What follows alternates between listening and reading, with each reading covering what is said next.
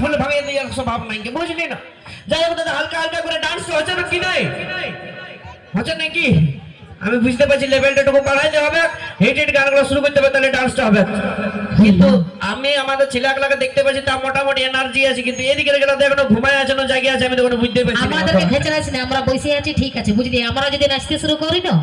তত তার মান সম্মান কিছু থাকবে না সব ধুলাই মিশে যাবে এত তো ইয়ারা নাচলে নাকি আমাদের মান সম্মান থাকবে না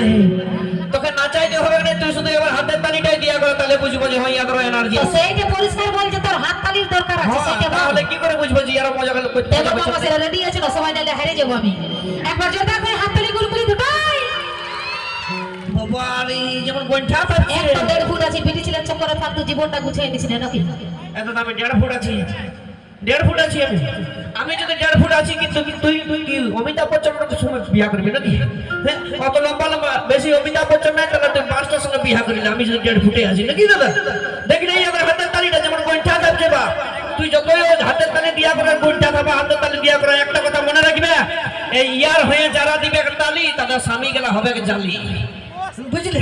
আর আমার হয়ে যারা দিবে তালি যে দাদারা দিবে তালি তাদের জুটিবে 4-5টা করে শালি নাকি তো 4-5টা যে শালি জুটিবে তা তোকেই ভাগে রইবে না একদম আগে বুকিং থাকিবে তার মতন তীরা মহাকে দেখে রইবে না দাদা শালি যতই বুকিং থাকুক শালির অধিকার সব সময় জামাইদার আগে হবে নাকি কারণ সবাই জানে যে শালি আধা ঘর বালি হতা है একবার যতগুলো বড় লোক আছে কনিকা কর্মকারকে দেখাই দিতে হবে যে আমরা কিছু সে কম নেই নাকি কারণ কোথায় আছে যে ওই মরদ লোকের পাওয়ার আর জিও সিমেন্ট টাওয়ার কোনোদিন কম হয়নি নাকি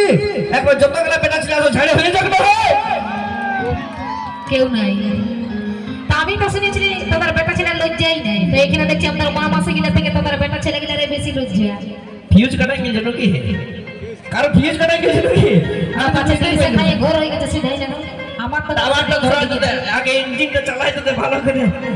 দাদা মান সম্মানের ব্যাপার আছে দেখবে রামায়ণে একটা হনুমানের মুখ পড়েছিল সবগুলো হনুমানের মুখ কালো কালো হয়ে গেছে এরকম জয়ন্ত যদি অপমান হয় তো সব ছেলেগুলাই অপমান হবে একবার ভালো করে দেখাই দিতে হবে কারণ কোথায় আছে কি বলো না যে মরদ বটে পাকা তালার মরদের দম চিরকাল সেই চিরকাল দমটা হারাবার নেই তাই তো তাই যতগুলো পেটা ছিল আছে ছাড়ে হয়ে যাবে দেখি আমি ঘর দিকে যাচ্ছি আমি আর এসে বলি তোমাদের জন্য আর এসে বলি আর কিছু বলেছি না এখানে একটু করে বলে মেয়ার কাছে হারে দণ্ডবোধ উঠে বাবা ইয়ারা হাতে না পাইলে তাতে ছিঁড়ে দিবে চলো নিয়ে আসবো পরবর্তী গান করিকা কর্ম করেন কণ্ঠে গাও সেই নাচের গান শুনে শুনে প্রিয়া বলছি